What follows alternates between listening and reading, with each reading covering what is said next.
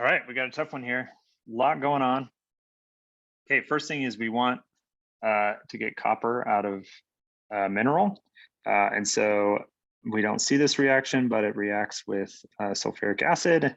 And then the copper, so the copper carbonate is converted to copper sulfate. Now what we see, the reaction we're given is iron reacting with copper sulfate to form copper and iron sulfate.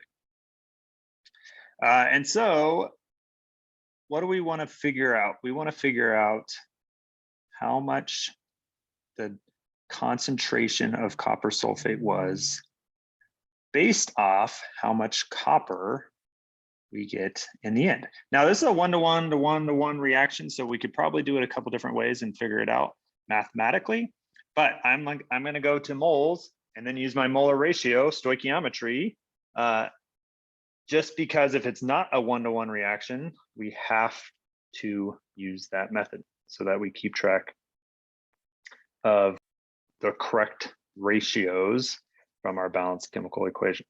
So a couple things we got to do. First, we got to convert milligrams to grams because we're going to use molar mass. So there's 1,000 milligrams in a gram, so we end up with 0.59 grams of copper. Our milliliters, I'm going to convert to liters, divide by 1,000 of copper sulfate. Okay, so what I'm going to do, remember with stoichiometry, we can go from any reactant to any other thing or any product to any other product or reactant.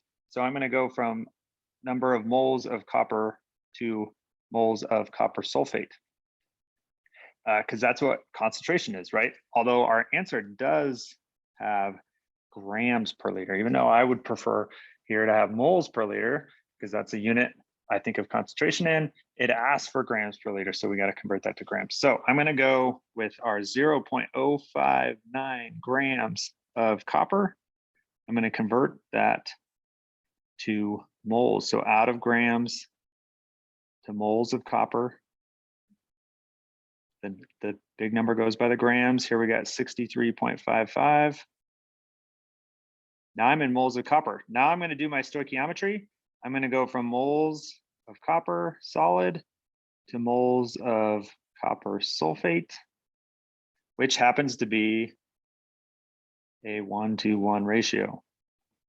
So that tells me how many moles of copper sulfate were in my solution.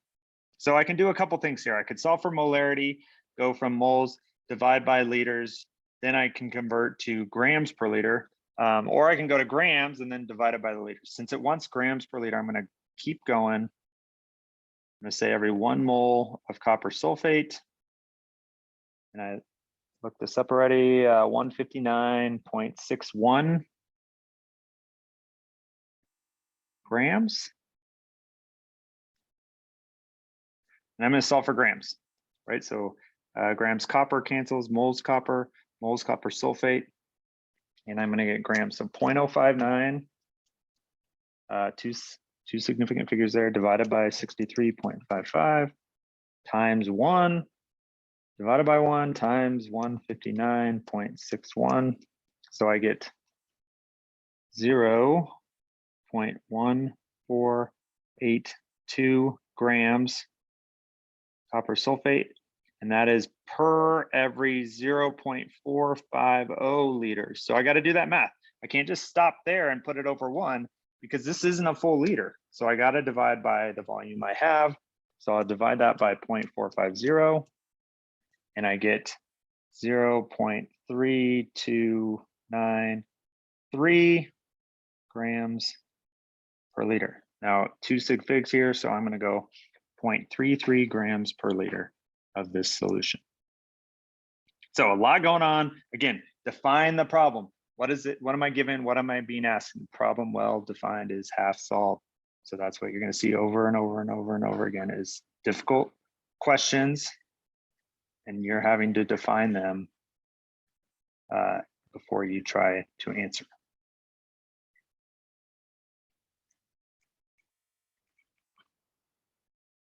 There we go.